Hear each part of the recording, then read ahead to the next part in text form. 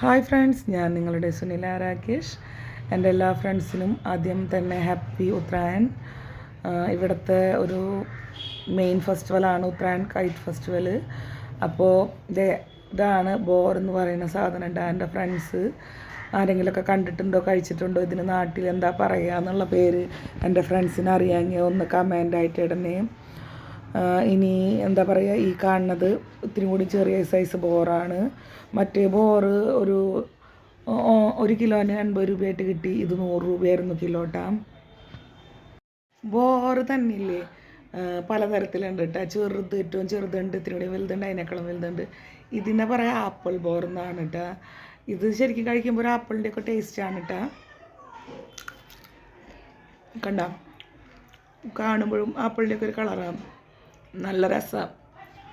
അപ്പോൾ ഉത്തരായണിന് പല പല ഭക്ഷണങ്ങൾ കഴിക്കും. ഉന്തി, പൂരി, അതുപോലെ ജിലേബി, പിന്നെ നമ്മുടെ കരിമ്പ്, പിന്നെ ചിക്കികൾ പലതരം ഞാൻ പറഞ്ഞില്ലേ അത്, പിന്നെ എന്താ പറയുക ബോറ്, അങ്ങനെ കുറേ സാധനങ്ങൾ ഉത്തരായണിന് കഴിക്കണ്ട.